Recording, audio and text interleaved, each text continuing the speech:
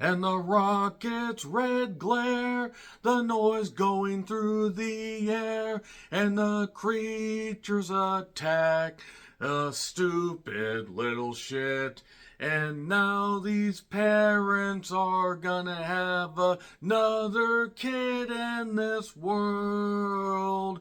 Well, that's your fucking fault. You should have paid attention.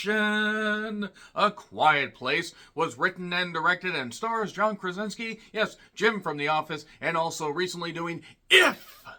Yes, Imaginary Friend. How creative of a title is that? So, with A Quiet Place Day 1 coming out literally hours from now, I decided to binge watch the previous two A Quiet Place movies. And why? Because I wanted to see if A Quiet Place still holds up. And you know what? It does. It's a minimalist concept, but works due to John Krasinski wanting to, do right by the source material as far as horror goes. And also Millicent Simmons, who actually is deaf due to a medical issue that happened during her infancy. And he wanted to cast an actual deaf actress. Unlike The Silence, a Netflix movie that was not very good and ripped off A Quiet Place and a lot of films. A Quiet Place basically takes place during the immediate aftermath of a post-apocalyptic world where creatures descended upon the earth from who knows where the fuck, and they hunt by sound. Also, they look like the clickers from The Last of Us. Tell me you can't see it now. Tell me you can't see it now that I said that. So, yeah, this is going to be filled with spoilers because, A, the new one comes out in just a little bit, and also this has been out for 6 fucking years. And if you don't know how A Quiet Place goes, then you've been living under a rock, or been living under the rock. I don't really know, and I'm not going to kink shame here. So, John Krasinski plays Lee, who, along with his wife Evelyn, played by his real-life wife, Emily Blunt. Good job there, Mr. Krasinski. Good job there. Landing a gorgeous woman like Emily Blunt. Not that Krasinski is any slouch in the looks department, but they're going to create beautiful children together. I don't know why I decided to go off on that. But Scott Beck and Brian Woods wrote this movie. They did The Boogeyman. That was stupid. And also 65. That was also stupid. And Haunt. I need to go back and watch. So, you do have Marcus, Noah, Jupa. Let's hear it for Jupa. Or Jupa, whatever. They're a family living on a farm and trying not to make a bunch of sound. They have a nice self-sufficient setup as far as grain, and there's even a silo with some grainy footage. There's some kernels of truth here, trying not to do so many puns. And yeah, it's a minimalist concept and a minimalist setup, but you know what? Krasinski understood how to do some subtlety in horror. I do have several things that I want to question about this particular movie after I talk about the facts and figures. So, $17 million budget, pretty low, honestly, for a horror movie, especially something with CGI. But the opening was $50.2 million. For those that aren't math majors, that's pretty goddamn good.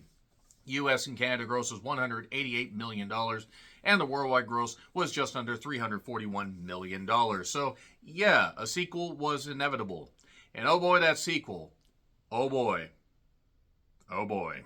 So, yeah, we have the opening where they're going through this store. Kind of looked like this old store that used to be in town before it switched over. And that was before the apocalypse hit. No, really, that store always looked like a dive.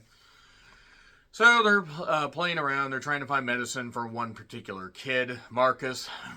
And then, they're just having some fun. Trying to basically not make any noise, walk on, a path of basically grain and sand, and actually pretty goddamn smart to do that. That way you don't make any noise. They don't even wear shoes, which is dangerous going out in public, but whatever. There's nobody around, so it is what it is. And the youngest kid wants to play with a rocket. And takes the batteries out. You could just use the rocket normally, you little shit. But Reagan, Millicent Simmons, says, okay, here, you can have the rocket. But then the kid takes the batteries. And then they're walking back, and then the kid starts playing with it and makes a whole bunch of noise. And she has one of those hearing aid things. I forget what the actual name of it is.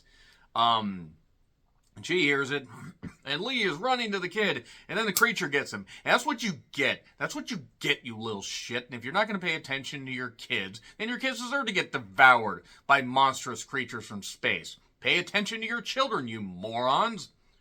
Can you tell I don't have any children and never goddamn will, because they're little shits and they, quite frankly deserve to meet their end if they don't want to pay attention to their surroundings. Good job. Let's move on from that. So, Evelyn is pregnant about a year and a half later. Okay, I have several questions. Well, actually, it's about a year later now that I think about the days. That was day 89. This is day about 472. And I have several questions. Why would you get pregnant again? Oh, plot convenience. That's what you're going to do. Oh, you love each other. Yeah, but you could still not have a goddamn kid when you just had your little shit die because you weren't paying attention. Reagan feels that her dad blames her. He doesn't. Just want to say that right there. So, then we see how their lives go. The movie is very short. It's 90 minutes with credits, so it isn't very long. And, yeah, it's a nice self-sufficient farm. Actually, a pretty nice area. If I cared about doing manual labor a lot, I probably wouldn't mind living in a place like that. Don't make a sound. They even play Monopoly with little yarn pieces and stuff like that. Well, they make a bit of noise. And oh my god, these creatures suddenly attack. Oh, it's two raccoons. And a raccoon gets smashed. That's kind of funny. We find out a little bit of lore about these particular creatures. We don't know where they came from. There's 3 in this particular area. There are other houses that have people. And we can tell by, smokestacks, so to speak, where they can sort of communicate. And Lee is deciding to channel Sting and send a message in a bottle, sending out an SOS to anybody that basically knows anything, anybody there, any survivors. And also, Reagan finds out that her earpiece can be the key to taking down the creature clickers. They really look like the goddamn clickers. They also have armor, but if you disturb them enough and their head goes clicker-like, then you can shoot them. That's what happens at the end, by the way. So I did like the use of sign language, and they did get the most out of the least here, because really this is a short film concept, in all honesty. But Krasinski is a pretty good director, if notwithstanding. I didn't like that. I didn't like that movie at all. You can check out that review. And it was nice that he insisted on using a deaf actress.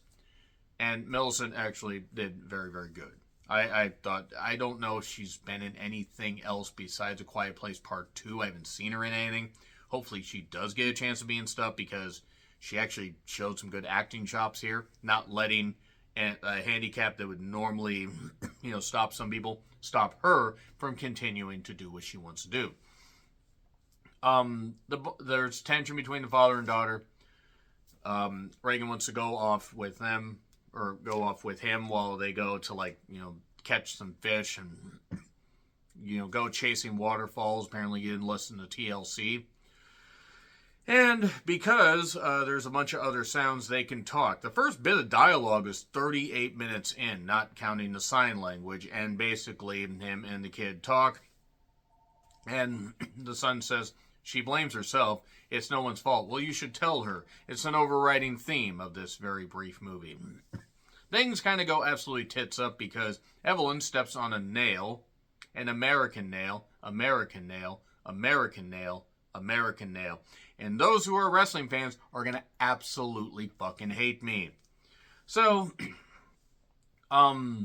there's, in the basement, by the way, where Lee has his setup, there's monitors and there's radio tech and stuff like that that will factor into the finish of this particular movie.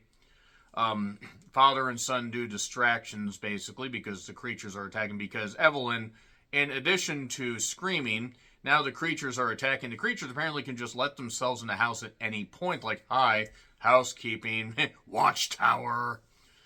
And, yeah, basically, Reagan has gone off on her own at this point. She is in the cornfield. Apparently wished into the goddamn cornfield. I don't know how the hell that happened. She doesn't see or hear that the creature's behind her because, again, she's deaf. And her earpiece interferes with the sounds that these creatures can deal with. And and pops out the stuff and stuff like that, so the creature freaks out.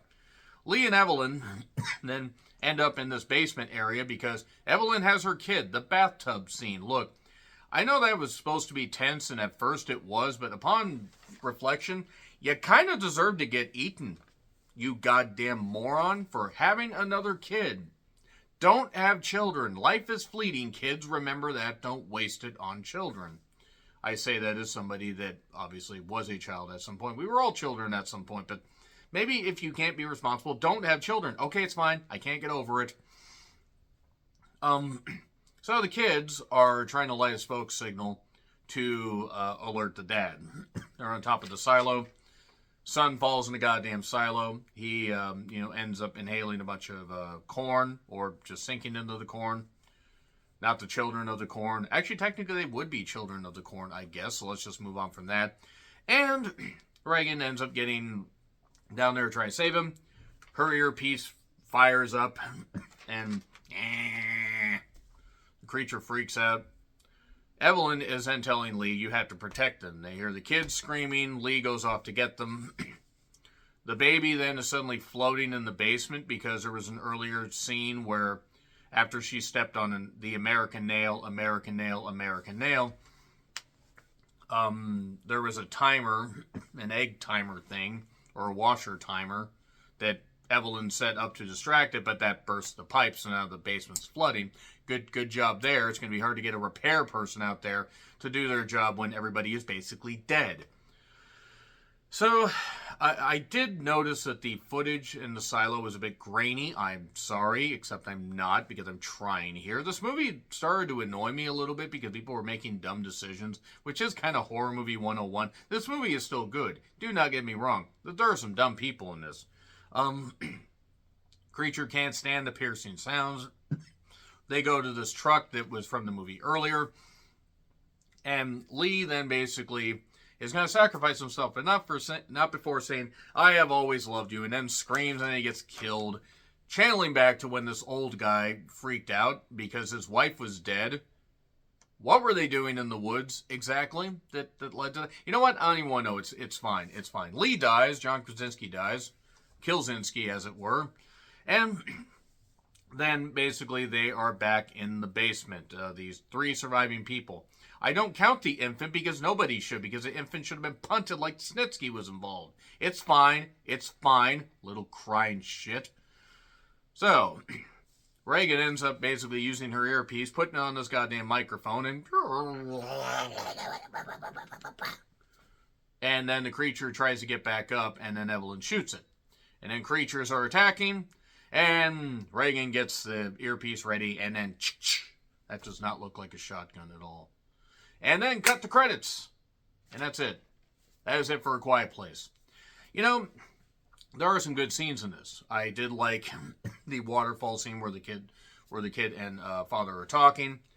And I thought Millicent Simmons was very, very good in her scenes. And don't get me wrong, Emily Blunt is very good, but it all that's negated with the sequel. Don't worry, I'll get to that. So let me know your thoughts in the comments. Do you still like A Quiet Place? Are you excited for A Quiet Place Day 1?